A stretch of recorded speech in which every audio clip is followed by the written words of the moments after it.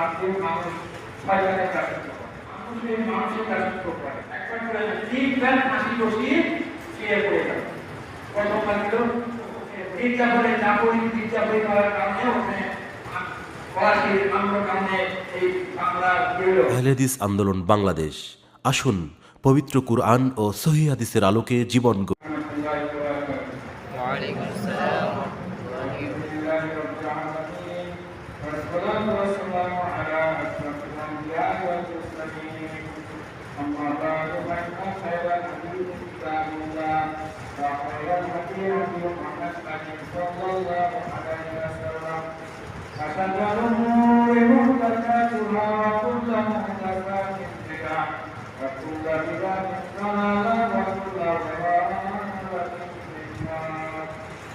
أما بعد فقد قال الله تعالى في كلام المجيد والقرآن الحكيم أعوذ بالله من الشيطان الرجيم بسم الله الرحمن الرحيم وما خلقت الجن والإنس إلا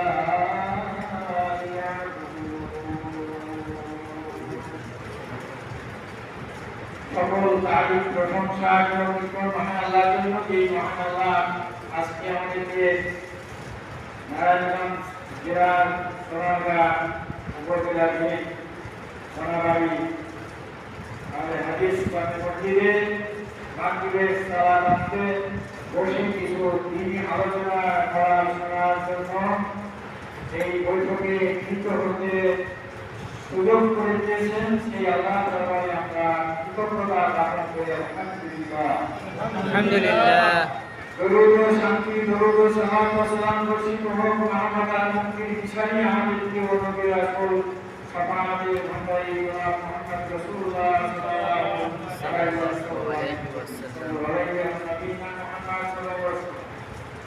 প্রিয় বান্ধবীগণ, আজকে এই ছোট্ট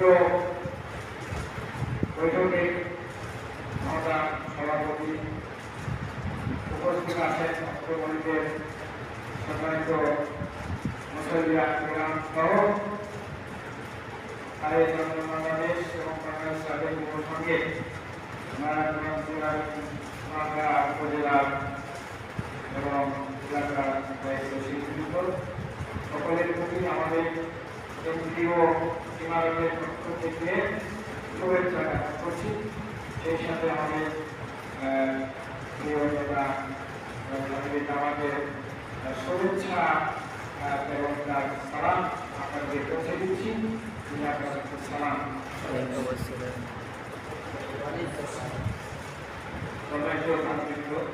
আজকে গতানুগতিক রেওয়াজ যার নাম হালাল হারাম, তাই না, একটু আগে পরে ইসলামিক খবর আসো, এগুলো কিন্তু আপনারা প্রায় শুনে থাকেন। বিশেষ করে আপনারা একদিন বিমান করতে আপনারা এখানে কথা শোনেন, বিষয়ে আপনাদের মোটামুটি জানা আছে এবং জানার সুযোগ আছে। আজকে আমরা একটা ব্যতিক্রম ভাবে বিষয়টা আলোচনা করতে পারি। যে বিষয়টা সচরাচর আমরা আলোচনায় আনি না এবং খুব একটা ভালো না, এর উপরে চর্চা আর বিষয়গুলো একটু কঠিন মনে হতে পারে এবং একটা কাজ করতে পারবে নিরাশ বিষয় মনে হতে পারে। আমরা সহজ সরলভাবেই এই বিষয়গুলোকে আপনাদের সামনে উপস্থাপন করব ইনশাআল্লাহ। আপনারা একটু মনোযোগ দিয়ে বোঝার শোনার চেষ্টা করুন ইনশাআল্লাহ। আমরা আমাদের প্রতিকার কথা হচ্ছে আল্লাহ তাআলা আমাদের ইরশাদ করছেন যে আমি জিন জাতি ও মানব জাতিকে সৃষ্টি করেছি একমাত্র আমার দাসত্ব করার জন্য। কার দাসত্ব করার জন্য? আল্লাহ। আমার দাসত্ব করার জন্য। কেন আমার দাসত্ব করার জন্য? আরো দাসত্ব তাহলে আছে, তাই না, দুনিয়াতে আছে। যেমন আল্লাহর দাসত্ব বাদ দিয়ে মানুষ শয়তানের দাসত্ব করে। আবার মানুষ শয়তানের দাসত্ব করে, মানুষের দাসত্ব করে। যারা রাষ্ট্র নেতা, সমাজ নেতা, মানুষের প্রতিভূ প্রভু হয়ে বসে আছে, তারা কি করছে? নিম্ন স্তরের মানুষগুলোকে, তাদের অধীনস্থ মানুষগুলোকে তাদের গোলামে পরিণত করে রেখেছে, তাই না? তারা যা নির্দেশ দেয়, তারা যা অর্ডার দেয়, সেটাই মানুষ ফলো করে মানুষকে বাঁচতে হয়। এবং কেউ যদি সেখান থেকে একটু দূরে সরে থাকতে চায় তখন তাকে বাধ্য করা হয় সেই নির্দেশ, সেই আইন, তাই না, সেই নীতি নৈতিকতা মানতে। এবং মানুষ এই মানুষের গোলামিতে মানুষকে আবদ্ধ করা সব যুগে এসেছিল, সকল নবীন যুগে। আপনার নূহ আলাইহিস থেকে নিয়ে যত নবী রাসূল আসছেন, মুসা পর্যন্ত, ঈসা পর্যন্ত সকল যুগে এটা ছিল। মানুষ মানুষের গোলামি করে। অত মানুষ কি স্বাধীন? মানুষ যখন নিজের মায়ের গর্ভ থেকে জন্মগ্রহণ করে তখন মানুষ কি হয়? স্বাধীন জন্মগ্রহণ করে না? স্বাধীন মানুষ। তবে এই স্বাধীন মানুষগুলোকে পরবর্তীতে সমাজেরই এক শ্রেণীর মানুষ যারা আপনার বিত্তশালী, যারা বংশের গৌরবে, নেতৃত্বের গৌরবে করে মানুষকে মানুষের গোলামিতে পরিণত করে। ফেরাউন করেছিল, তার যুগের মানুষদেরকে তার গোলামিতে পরিণত করেছিল। আল্লাহকে আমি তো আল্লাহ, আমি তো তোমাদের বড় বড়, আল্লাহ আল্লাহ বলেছিলাম আমি তোমাদের বড় বড়। অথচ মানুষ স্বাধীন, মানুষ সুতরাং জায়গাকে আল্লাহকে প্রভু হিসেবে, সার্বভৌম ক্ষমতা কার হাতে? আল্লাহর হাতে। কখনোই কোনো মানুষের হাতে না, জনগণের হাতে সার্বভৌম ক্ষমতা। ঠিক রাসূল সাল্লাল্লাহু আলাইহি ওয়াসাল্লাম যখন জন্মগ্রহণ করলেন, তিনি যখন আস্তে আস্তে শিশুকাল থেকে নিয়ে বাল্যকাল, কিশোরকাল, যৌবনকাল অতিবাহিত করলেন, দেখলেন যে এখানে কি চলছে? মানুষের গোলামি করছে, তাদের কোনো স্বাধীনতা নাই। মানুষ চাহিদাতে ভরপুর, চাহিদাতে যে নীতি প্রযুক্তি জীবন পদ্ধতি, অর্থনৈতিক ক্ষেত্রে, সামাজিক ক্ষেত্রে, রাজনৈতিক ক্ষেত্রে সেগুলোই বিরাজ করছে। তখন তিনি কি করলেন? মানুষকে মানুষের গোলামি দিয়ে মুক্ত করে একমাত্র আল্লাহর গোলামি করার জন্য ঘোষণা দিলেন। সেটা ছিল সমাজ বিপ্লবের একটা ঘটনা। সেই ঘটনাটা কি ছিল? লা ইলাহা ইল্লাল্লাহ, নাই কোনো প্রভু, নাই কোনো ইলাহ, নাই কোনো শক্তি আল্লাহ ব্যতীত। এটা মর্মার্থ কি? এটা বলেছিল, কারা বলেছিল? ওই যারা ইসলাম কবুল করেনি। রাসূল সাল্লাল্লাহু আলাইহি ওয়াসাল্লামের কেউ ছিলেন আপন চাচা, কেউ ছিলেন চাচাতো চাচা, প্রতিবেশী চাচা, আপন বংশের লোকেরা। আবু ওয়াহাব আপন চাচা, আবু জাহাল দূরবর্তী চাচা, তাই না, উতবা, আবু সুফিয়ান, সবাই এর বিরোধিতা করল। বলা হয় আমাদের কোনো নেতৃত্ব কর্তৃত্ব কিছুই থাকবে না। অর্থাৎ তখন কি হবে? গোলামি করতে একটা মানুষের আল্লাহ আর আল্লাহর সার্বভৌমত্বকে মেনে নিতে হবে। এটা তারা বলেছিল, এই জন্য তারা করেছিল, এই কালেমার বিরোধিতা করেছিল, রাসূল সাল্লাল্লাহু আলাইহি ওয়াসাল্লাম বিরোধিতা করেছিল, তাই না? এটা ছিল সমাজ বিপ্লব। সমাজ বিপ্লবের প্রথম যে বিষয়টা সেটাই ছিল কি? লা ইলাহা ইল্লাল্লাহ, বিপ্লবী কালেমা। সেই কালেমাটা এখনো আমাদের বুকে আছে, এখনো আমরা সেই কালেমায় বিশ্বাসী। তো সেই আমরা রাসূল সাল্লাল্লাহু আলাইহি ওয়াসাল্লাম এই কালেমার দাওয়াতের ফলে যে সমাজ বিপ্লব এনেছিলেন, মানুষের আকীদায় যে বিপ্লব সৃষ্টি করেছিলেন, সেটা এখন কেন সৃষ্টি হচ্ছে? তার কারণ হলো আমরা পরবর্তীতে আলোচনা করবো। তার বিপ্লব তৈরি করছে, তার অন্যতম একটা কারণ হচ্ছে আমরা কোরআনকে ছেড়ে দিয়েছি। কোরআনকে যদি আমাদের জীবনের একমাত্র আদর্শ হিসেবে ঘোষণা করতাম, মেনে নিতাম, তাহলে আমরা অবশ্যই সেটাকে পেতাম। কয়েকদিন আগে ঘটনা স্মরণ করে দিই, সেদিন শুনেছেন, আজকে শুনবেন, অনেক কথাই আছে, তার মধ্যে এই কথাটাই কথা। হ্যাঁ, মানুষের ইমানকে মজবুত করার জন্য, ইমানি শক্তিকে একটু বলবৎ করার জন্য, জাগ্রত করার জন্য এই কথাগুলোর প্রয়োজন। আল্লাহ কোরআনের সূরা সফের 4 আয়াতে বলছেন, ইন্নাল্লাহা ইউহিব্বুল লাযীনা ইউকাতিলুনা ফী সাবিলিহি সাফফান কাআন্নাহুম বুনিয়ানুম মারসুস। এই আয়াত থেকে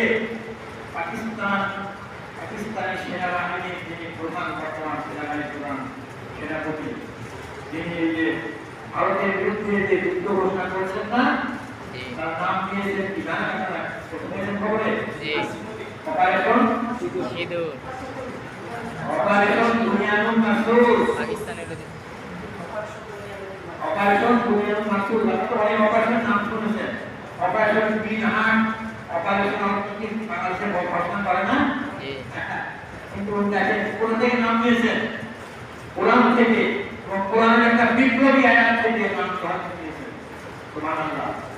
ভাই দিন আগে আমাদের কি গেল 8 তারিখে আমাদের এক ভাই কোন জায়গায় শুনলেন যে দেখেন পাকিস্তানের সেনাপ্রধান ভাষণ দিচ্ছে পাকিস্তানে, উনি উর্দু ভাষী, বাংলা বলার প্রশ্ন আসে না, উর্দুতে কথা বলছে আর মাঝে মাঝে কোরআনের আয়াত তেলাওয়াত করছে, কোরআনের আয়াত তেলাওয়াত করছে, কোরআনের উদ্ধৃতি দিয়ে দিয়ে কথা বলছে, আর পাকিস্তানি সেনাবাহিনীকে কি করছে, উদ্বুদ্ধ করছে, উৎসাহিত করছে, তাদেরকে শক্তির সন্ধান করছে।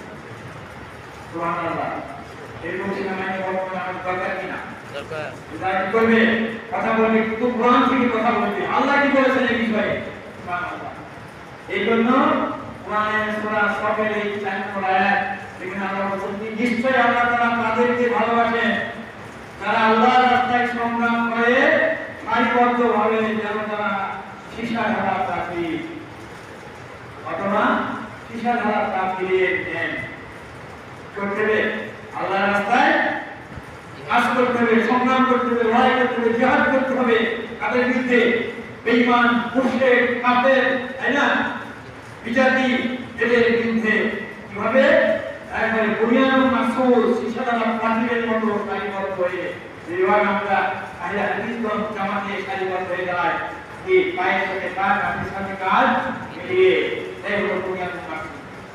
এইভাবে মজবুত আকারে জামাতবদ্ধভাবে ঐক্যবদ্ধভাবে পাকিস্তানি জাতিকে তিনি উদ্বুদ্ধ করেছেন এবং তার যে হিন্দুস্তানের বিরুদ্ধে, ভারতের বিরুদ্ধে, বর্তমান মোদী সরকারের বিরুদ্ধে যারা মুসলমানকে নিধন করছে, ভারতের মধ্যে যারা মুসলমান আছে তাদেরকে নিধন করছে, ভারতের মসজিদগুলোর নিচে কি আছে, মন্দির আছে কিনা সেগুলো খুলে দেখবে, মাটি খুলে দেখবে যে ওর ভিতরে আসলে মসজিদ, এর ভিতরে নিচে মন্দির আছে, এটা খুলে খুলে দেখবে।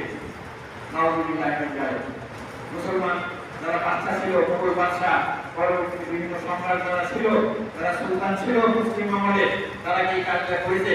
হিন্দুদের মন্দির ভেঙে ভেঙে সেখানে পরিচালনা করেছে না, শয়তানি মূর্তি। এদের বিরুদ্ধে এই পাকিস্তান সেনাবাহিনী প্রধান এই যুদ্ধ ঘোষণা করেছিলেন, সেটার নাম দিয়েছিলেন অপারেশন বুনিয়ান মাসুল। আমার খুব ভালো লেগেছে এই শব্দটা, এই নামটা আমার হৃদয়ে একেবারে খুব স্পর্শ করছে। এরকম সাহসী নেতার দরকার, সাহসী সৈনিক, সাহসী সেনাপতি দরকার বর্তমানে আমাদের প্রত্যেকটা মুসলিম দেশে, শুধু পাকিস্তানে না, Pakistan, Bangladesh, Malaysia, Indonesia, Saudi Arab, Kuwait, Qatar, তাই না, প্রত্যেকটা দেশ দরকার।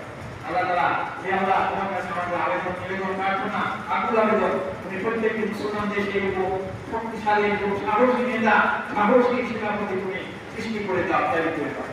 আমিন আমিন আমিন। এখন এই যে রাসূল সাল্লাল্লাহু আলাইহি ওয়াসাল্লাম যে সমাজ বিপ্লবের সূচনা করেছিলেন, এই সমাজ বিপ্লব তো এখনো সম্ভব না। আল্লাহ সাল্লাল্লাহু আলাইহি ওয়াসাল্লাম বলেই দিয়েছেন, আমি তোমাদের জন্য দুটি জিনিস ছেড়ে দিলাম। রাসূল চিরদিন থাকবেন না, বাঁচবেন না, এটাই যথেষ্ট। তিনিও সেটা জানতেন, আমি করে রাখবো।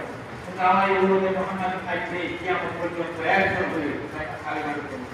তো তারা কি নিয়ে তাদের আদর্শ কি হবে, তাদের চলার পথ হবে কি, পাথর হবে কি, তারা কোন আলো থেকে আলো দিবে, সেটা বলে গেছেন বিদায় হয়ে, তাই না? এখন তারা তো আমরা নিরাম কাদিরু মা কামা সাতু নিমান তারাল্লাহি ওয়া সুন্নাত নবী।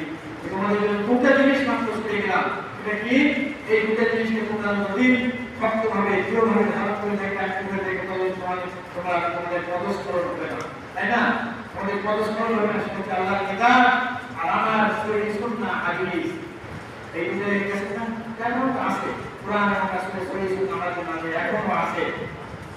ইসলামী সমাজ বিপ্লবের দুটাই হলো আপনার পূর্ব শর্ত। কয়টা পূর্ব শর্ত? দুইটি। একটু কথা বলবেন আমার সাথে, তাহলে শুনতে হবে। প্রথমে আকীদাই বিপ্লব আনা। কিসের বিপ্লব আনা? আকীদাই বিপ্লব। আকীদাই বিপ্লব আনা।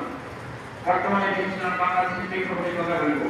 সারা বিশ্বের মুসলমানদের যে কথা বলা আমাদের এখন সময় নেয়, সুযোগ থেকে সময় নেয়, সময় স্বল্প, সময় স্বল্প না। আমরা আমাদের বাংলাদেশ এই দেশে যারা বসবাস করে মুসলমান ইমানদার তাদের নিয়ে আমরা কথা বলি। বাংলাদেশের মুসলমানদের আকীদা মানে কি? বিশ্বাস, দৃঢ় বিশ্বাস। এই আকীদা মানে ধর্ম বিশ্বাস। সাধারণত এই বাংলাদেশে আপনার শতভাগ মুসলমানের আকীদা আল্লাহর বিষয়ে, রাসূল বিশ্বাসের বিষয়ে, ইসলামের সম্পর্কে স্বচ্ছ সঠিক এবং অক্ষত ধারণা আছে। একেবারে বলা যায় শূন্য কোন ক্ষেত্রে, এবং কারো কারোর মধ্যে একবারে শূন্য বলা যায় আল্লাহ সম্পর্কে, রাসূল সম্পর্কে, ইসলাম সম্পর্কে, কোরআন সম্পর্কে, তাই না? এই জন্য সর্বপ্রথম আমাদেরকে এদেশের মানুষের আকীদায় বিপ্লব করবে, আকীদা সংশোধন করতে হবে। এই জন্য বাংলাদেশ যুব সংঘ সমাজের যে লক্ষ্য উদ্দেশ্য বলা আছে সেখানে বলা আছে আকীদা আমলের সংশোধনের মাধ্যমে সমাজের সার্বিক সংস্কার সাধন আইন আন্দোলনের সামাজিক ও রাজনৈতিক লক্ষ্য। এই কথাটা কোন দল, কোন ইসলামী দল, কোন ইসলামী রাজনৈতিক দল বা সামাজিক সংগঠন কেউ বলেছে যে দেশের মানুষের আকীদা খারাপ হয়ে গেছে, খারাপ আকীদা পোষণ করে তারা এই আকীদা পরিবর্তন করতে হবে আমরা বলেছি। এই জন্য এদেশের মানুষের আকীদাই বড় হয়ে আছে। আর আকীদা সহিহ না হওয়া পর্যন্ত, আকীদা শিরক মুক্ত না হওয়া পর্যন্ত, একমাত্র আপনার নির্ভেজাল আকীদায় বিশ্বাস না হওয়া পর্যন্ত মানুষের ঈমানদারদের কোনো ইবাদত আল্লাহ কবুল করবেন না। ইবাদত কবুলের তিনটা শর্ত, তার মধ্যে প্রথম থাকে না যে আকীদা সহিহ করবে। এই জন্য আমরা বলেছি কি প্রথমে আকীদায় বিপ্লব আনা, দুই নম্বরে নির্ভেজাল তাওহীদ আকীদায় বিশ্বাসী নিবেদিত প্রাণ বিপ্লবী কর্মীদের একটি জামাত গঠন করা।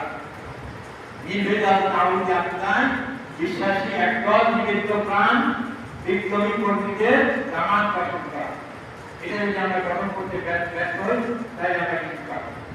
বিচ্ছিন্নভাবে একা থেকে সে যত বড় জ্ঞানী হোক, যত বড় সে আপনার সৈনিক হোক, আর যত বড় সে আপনার কি বলবো সংগঠক হোক, কখনোই সম্ভব না। একটা সাধারণ মানুষ বড় বলে যে বড় সাহেব 5 ঘন্টা 7 ঘন্টা বক্তব্য দিতে পারে, তার পারে না। দেশে বিদেশে তার প্রচুর নাম সুনাম আছে, বক্তা হিসেবে, মুফাসসির হিসেবে। এই লোকটা যদি একটা নির্দিষ্ট বিষয়কে কেন্দ্র করে রাজনীতি গিয়ে বলে যে আজকে আমি 7টার সময় বলছি, আগামীকাল সকাল 7টার সময় আমি রাজধানীর বুকে 50,000 আমার কর্মী দেখতে চাই। কয়জন পাবেন? 50 জন পাবেন না শুনতে হবে। যাদের কোনো সংগঠন নাই, খুব বাড়িতে দেশে দেশে বাস করে বেড়ায়, কোনো কর্মী নাই, কোনো সংগঠন নাই, অসম্ভব পাবি না। 50 জন পাবেন করে তার করবে। ওয়াসুল নেই কারা বিভিন্ন দলের লোক দেয়, তাই না? বিভিন্ন নামাজ জীবনে নামাজ পড়ে না, কখন নামাজ পড়ে না, এই লোক নাই ওয়াসুল। এই কয়েকদিন আগে আপনার জানছি কোন একটা একটা বিশ্বাস বলি কোন বক্তা সাহেব চিটাগাং একটা গান্ধী বক্তব্য দিয়েছে, তখন 14 লাখ 15 লাখ সমাবেত হয়েছে। আসলে 14 লাখ ছিল না 1 লাখ ছিল, 2 লাখ ছিল, বেতনে দেশে বলতো আগেই ঘোষণা দিয়ে দিচ্ছে 14 লাখ হয়ে গেছে।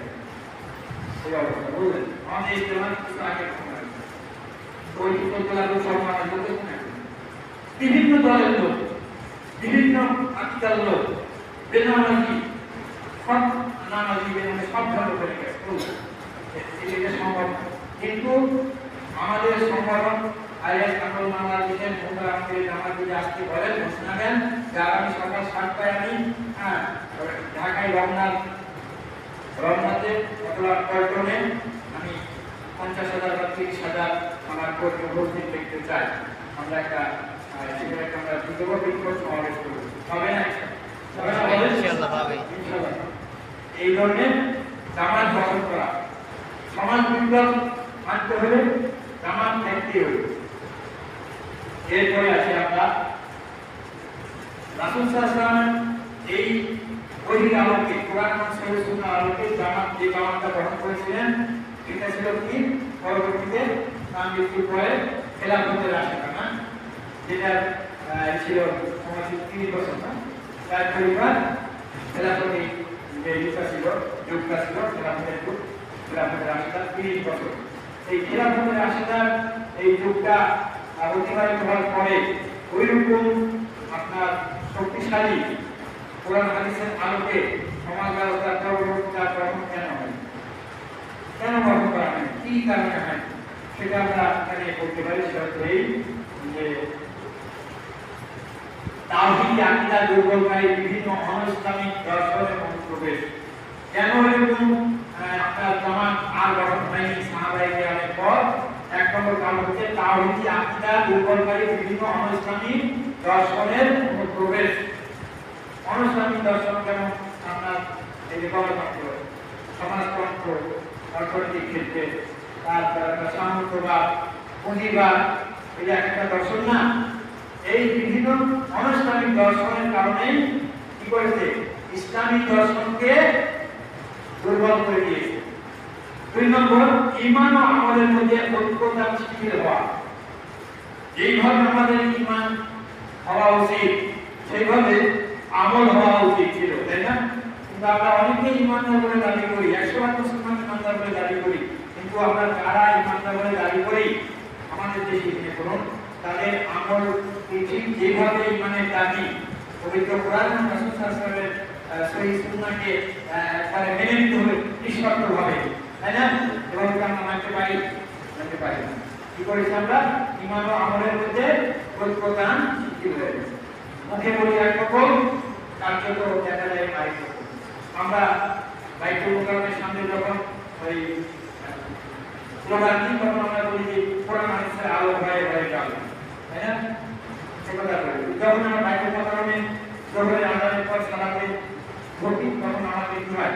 যখন আমরা নামাজে আয় তখন দেখা যায় যে বাইতুল মুকাররমে যেগুলো করা হয়েছে আপনি দেখবেন একজন মুসলিমের হাতের পরে আরো এক হাত কোণে এক হাত করে ফাঁক আছে।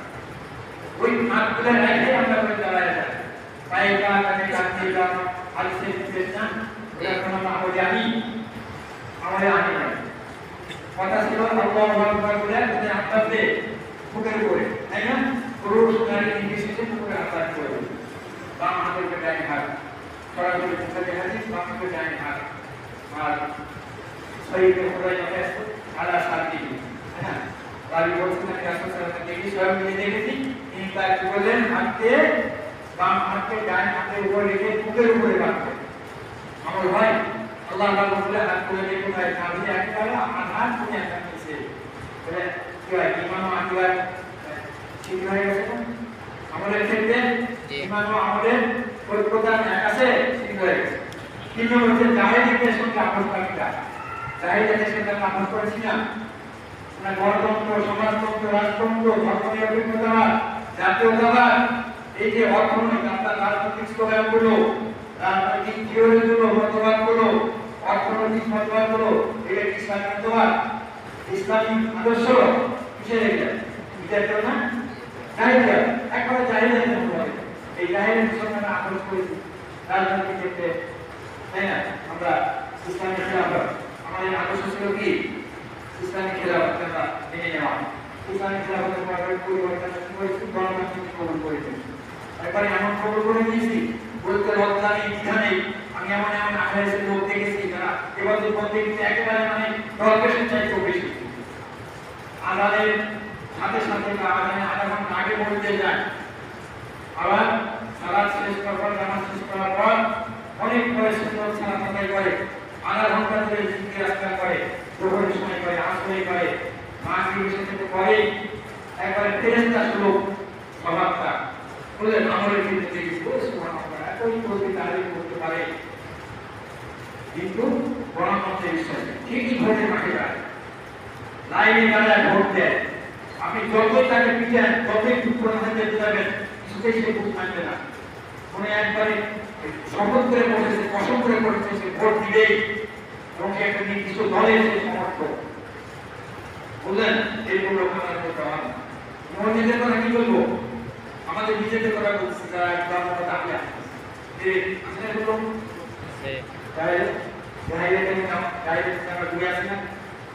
আমাদের অন্তরে, আমাদের ইমানে, আমাদের আকীদায়, আমাদের মত ধর্মে মগজে বাঁকা রয়েছে না?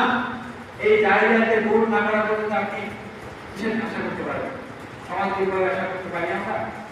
কিন্তু আমরা নিরাশ হবো না, আমরা আশাবাদী যে আমাদের এই লোকগুলোকে বুঝাতে হবে, দাওয়াত করে বুঝাতে হবে, তাদের মস্তিষ্কে তাদের মানসিকতায় বিপ্লব আনতে হবে। এবারে আসেন, এখন এই যে তিনটা বিষয়, যে দুর্বলকারী তিনটা বিষয়, এটাকে কি করার জন্য আপনার কি চিন্তা করার পর আমাদের কর্মপন্থা কি হবে?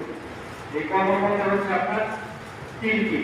মূল তাওহীদকে উপলব্ধি করা, মূল তাওহীদকে উপলব্ধি করা। আর সেটা কি? যে আমরা সমাজের আকীদা সংশোধনে ব্রতী হব এবং ইসলামের দিকে পবিত্র কোরআন ও সুন্নাহ থেকে ফিরে যাওয়ার জন্য মানুষকে আহ্বান জানাবো। আর সেটা হচ্ছে আপনার কি? তাওহীদের ইবাদত, অর্থাৎ সার্বিক জীবনে আল্লাহর দাসত্ব প্রতিষ্ঠা করা, কায়েম করা, তাই না? জীবনের সকল দিক ও বিভাগে আমরা কার দাসত্ব করবো? একমাত্র আল্লাহ তাআলার দাসত্ব করব। এটা যদি আপনি কবুল করে নেন, তখন কিন্তু আপনি আর ধরে মাঠে যেতে পারবেন না। আপনার মনে চাইবে না যে আমি তো ওয়াদা করেছি যে আমার জীবনের সকল দিক ও বিভাগে আমি কি করেছি, যে আমি আল্লাহর দাসত্ব করবো। আমি কোনো মানুষের দাসত্ব করবো না, শয়তানের দাসত্ব করবো না, অন্যের গোলামি করবো না। গোলামি করবো আমি একমাত্র আল্লাহ। আল্লাহকে আমাকে ওই বিজাতি অবলম্বন করতে নিয়ে বলেছে। ইসলামী রাজনীতির আদর্শ কি? ইমারত খেলাফত, তাই না? খেলাফত কোন তাওহীদ উপলব্ধি করতে হবে। আর কোন তাওহীদের ইবাদত। তাওহীদের ইবাদতটা কি? জীবনের সকল দিক ও বিভাগে, অর্থাৎ সার্বিক জীবনে আল্লাহ তাআলার দাসত্ব কায়েম করা, প্রতিষ্ঠা করা। দুই নম্বর হচ্ছে আপনার ঈমান ও আমলের বৈপরীত্য দূর করা। ওই যে এর আগে অবস্থা বললাম, আমরা বললেন এই বৈপরীত্য দূর করতে হবে। জাহিলিয়াতের সঙ্গে সর্বতভাবে সম্পর্ক ছিন্ন করা। যেখানে জাহিলিয়াতের বন্ধ আছে, তাই না, গণতন্ত্রে হোক, অর্থনীতিতে হোক, সেই তার সাথে সম্পর্ক আমাদের করতে হবে, ছিন্ন করতে হবে।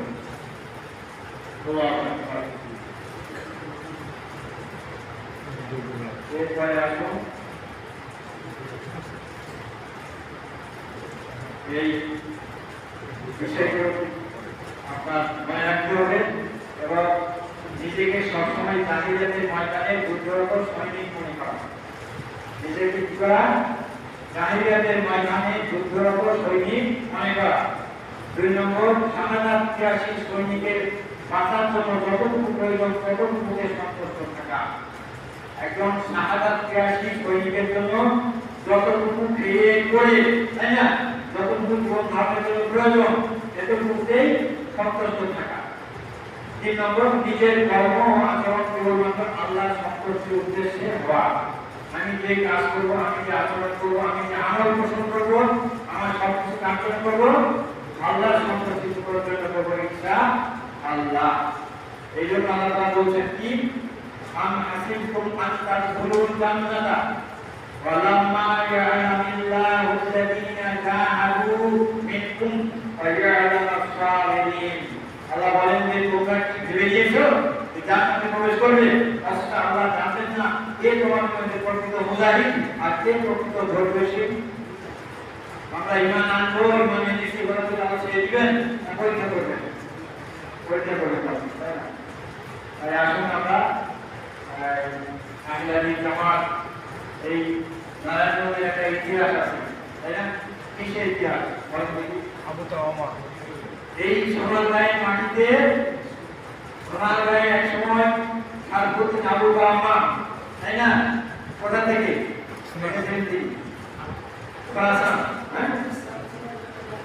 হ্যাঁ, বোকারা থেকে এসেছিলেন। তিনি সহিহ হাদিস, সহিহ বুখারী এবং সহিহ মুসলিম কিতাব ওকে ধারণ করে এসেছিলেন। ওই সোনারগাঁয়ের মাটিতে তিনি দাস পেয়েছিলেন সহিহ বুখারী এবং মুসলিমে। মানে আমির জামাত এই বিষয়টা তার দৃষ্টির মধ্যে এনেছেন। তিনি বলেছেন যে এই ভারতবর্ষের মধ্যে দিল্লির চাইতেও, দিল্লিরও অনেক আগে এই বাংলাদেশের সোনারগাঁয়ের মাটিতে সহিহ বুখারী এবং মুসলিমের দাস দেওয়া হয়েছে। সর্বপ্রথম। এই জন্য বাংলার মাটি, বাংলার মানুষ একদিকে কি গৌরব ধন্য, তাই না? এই সেই সোনারগাঁ, যেখানে এখনো সারফুদ্দিন আবু তাওয়ামার কবর আছে। গত সপ্তাহে এসে আব্দুল্লাহ ভাই আমার কোথায় নিয়ে গেছেন, ওনার কবরে এখনো তার নামটা খোদাই করা আছে, সারফুদ্দিন আবু কামা, তারপরে চেয়ারম্যান আজম শাহ, খবর আছে সেখানে, বুঝলেন? এটা ছিল আপনার কি বাংলাদেশের রাজধানী সোনারগাঁ, এবং এটা ছিল ইসলামী বিশ্ববিদ্যালয়। এই সাতপুর কামাই করতে গেলে ইসলামী বিশ্ববিদ্যালয় প্রতিষ্ঠা করেছিলেন। কমসে কম 200 বছর এখান থেকে পবিত্র কোরআন শরীফ সুন্নাহ সহিহ হাদিসের আলো এই বাংলার বিভিন্ন জায়গাতে ছড়িয়েছিল।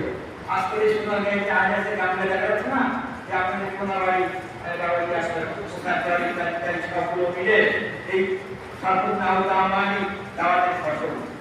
অনেকে ভুলে গেছি কিনা, ভুলে গেলে চলবে না। আমি অনেকদিন আগে একটা গেলে গেছিলাম, প্রবন্ধ গেছিলাম মাসিকার তাহারিতে, ওটার নাম ছিল আপনার ইসলামী শিক্ষা নিয়ে কিছু কথা। সেই প্রবন্ধের মধ্যে আমি শেষের দিকে দাবি করেছিলাম যে এই দেশে ইসলামী বিশ্ববিদ্যালয় যেহেতু কুষ্টিয়াতে প্রতিষ্ঠিত হয়ে গেছে, ওখান থেকে কেউ আনতে পারে না, সরাসরি পারে না, থাকবে। তো ভবিষ্যতে যদি এদেশে সরকারিভাবে আপনার ইসলামী আরবি বিশ্ববিদ্যালয় প্রতিষ্ঠা করা সম্ভব হয় বা সরকার করতে চায়, তাহলে সেই আরবি বিশ্ববিদ্যালয়টা হতে হবে সোনারগাঁয়ে। সোনারগাঁয়ে এই দাবি করেছিলাম, এবং ঠিকই তো গত বিগত সরকার আরবি বিশ্ববিদ্যালয় প্রতিষ্ঠা করেছে, কোথায় ঢাকায় করেছে, ওটি ছিল কোথায় আমাদের সোনারগাঁয়ে বললেন। তো আজকে এই সোনারগাঁয়ে মানুষ আপনাদেরকে ইতিহাস করে চলবে না। আমরা আন্দোলন শুরু করার মধ্যে শুনি আর আফসোস করি, হায় করি, যে হায় করে চলবে না। আমাদেরকে আরো মজবুতি আমাদের আরো পাকাপোক্ত করতে হবে, এবং প্রত্যেক ইতিহাসগুলো আমাদের স্মরণ করতে হবে। ওই যে বিয়ের সময় কোথায় যেন আজকে জোহরের সময় না, আসলের সময় বললেন, বলেছিলাম ওই যে আপনার ছাত্রীরা ওই ধ্যান করতে গিয়েছিলেন কোথায়, বালাকোটে, বলেন ইসমাইল শহীদ এবং সৈয়দ আহমদ বেলাবি সেই আপনার জেহাদের কাতারে নাম লিখিয়েছেন। তো সেই জেহাদি বালাকোট জেহাদে মুসলমানদের পরাজয় হয়েছিল, মুসলমানদের পরাজয় হয়েছিল এই মুসলমানদের মুনাফিকের কারণে। ওই যে পলাশী মাহমুদুল্লাহ সিরাজুল্লাহ কি হলো, জেলা করতো না, ওখানে সিরাজুল্লাহ যে সেনাবাহিনী ছিল, বিজয়লাভ করার কথা ছিল, ব্রিটিশরা পরাজয় দেওয়ার কথা ছিল, কিন্তু তারই আত্মীয় গেছিল মির্জাফরের মির্জাফরি করার কারণে ওখানে পলাশীর মামলার কারণে এই বাংলা গেল স্বাধীনতা সূর্য অস্তমিত হয়ে গিয়েছিল। ঠিক একইভাবে কিছু মুসলমান, পাঠান মুসলমান, তারা ঘুষকে ইংরেজদের কাছ থেকে মুনাফিকি করেছিল, মির্জাফরি করেছিল, এবং সেখানে মুসলমানদের পরাজয় হয়েছিল। সেই বালাকোট থেকে ফেরার সময় এই গান্ধী মাহমুদ হুমায়ুন আপনার পাকিস্তানের শিয়ালকোটের একটা মসজিদে সালাত আদায়ের জন্য ঢুকেছেন। তিনি কিছু সালাত আদায় করার পরে অপরাজায় করে ওই লোকজনে বলছে, ভাই তুমি এভাবে সালাত আদায় করো না। কেন এভাবে সালাত আদায় করলে তোমার অসুবিধা হতে পারে, কারণ এখন ওহাবি দরবার চলতেছে, আর ওহাবিরা এইভাবে সালাত আদায় করে, তাহলে তুমি ওহাবি ওই থানায় খবর দেয়, পুলিশেরা এসে তোমার কি করবে, এই ধরে নিয়ে চলে যাবে। উনি ওনার কথা শুনেনি, আসলে রফলের সালাত আদায় শেষ করতে বললেন। এর মধ্যে থানায় খবর গেছে, দুষ্ট লোকেরা খবর দিয়েছে, শেষ করতে। এই ঘটনাটা বলি, ঘটনাটা করতে দেন। সেটা হচ্ছে যে থানায় খবর গেছে, উনি মসজিদ থেকে রাস্তায় পা দিয়েছেন, বের হয়েছেন, সঙ্গে সঙ্গে ইংরেজের পুলিশেরা এসে তাকে হাত ধরে থানায় চলে গেল, গ্রেপ্তার করে। গ্রেপ্তার করার পরে মানে কেস আদালতের কেস রায় হয়েছে, কেসে রায় দিয়েছে ব্যবসায় ফাঁসি দেওয়া হলো। ফাঁসি দেওয়া হলো, ফাঁসিটা আসলে নিয়ে গেছে নির্ধারিত তারিখে, কিন্তু ফাঁসি বসি একবার, দুইবার, তিনবার, একবার করে না, তিনবার ফাঁসি বসি ছিঁড়ে পড়ে গেল। প্রথমবার দিল ছিঁড়ে পড়ে গেল, দ্বিতীয়বার দিল আবার ছিঁড়ে পড়ে গেল, তিনবার যখন পড়ে গেল তখন ইংরেজ ম্যাজিস্ট্রেট বলতেছে, তোমরা তাকে আমার কাছে নিয়ে এসে এই আসলে সাধারণ কোনো মানুষ না, এও কি মানব, হ্যাঁ এই যে ফাঁসি দেওয়া যাবে না, ছেড়ে যাও। তাকে ছেড়ে গেল, আবার সেই ছাত্রীরা গ্রামে ফিরে গেল। এই ছিল মুজাহিদের ইতিহাস, ইতিহাস আছে বলেন। এই সমস্ত ইতিহাস আপনাদেরকে শেখানো আমাদের প্রয়োজন। এই জন্য যে আমাদের ইতিহাস, আমাদের ঐতিহ্য, আজ আমাদের এটা আমরা ভুলতে বসেছি, এটা ভুলতে চলবে না। এসব ইতিহাস থেকে আমাদেরকে কি নিতে হবে, শিক্ষা নিতে হবে, তাই না, সাহস সন্ধান করতে হবে। আসুন আমরা পবিত্র কোরআন ও সহিহ হাদিসের আলোকে জীবন করি। আমরা আহলে হাদিসের ঘুমন্ত প্রায় এই ঘুমন্ত আহলে হাদিস জামাতকে জাগ্রত করার জন্য আমাদেরকে আবার সেই স্লোগানের দিকে যেতে হবে। আসুন সবাই আমরা বলি, আসুন পবিত্র কোরআন ও সহিহ হাদিসের আলোকে জীবন করি। মুক্তির একই পথ, দাওয়াত ও জিহাদ। সকল বিধান বাতিল করো, বহির বিধান ত্যাগ করো। এই কয়েকটা স্লোগান, কয়েকটা কথা যদি আপনারা আমরা বুকে ধারণ করে এর উপরে আত্মবিশ্বাস নিয়ে মৃত্যুবরণ করতে পারি, ইনশাআল্লাহ আমি খালাস। কথা দিয়ে খালাস, জাহান্নাম থেকে খালাস, ইনশাআল্লাহ আপনাকে জান্নাত পাবেন। আল্লাহ তাআলা আমাকে কবুল করুন।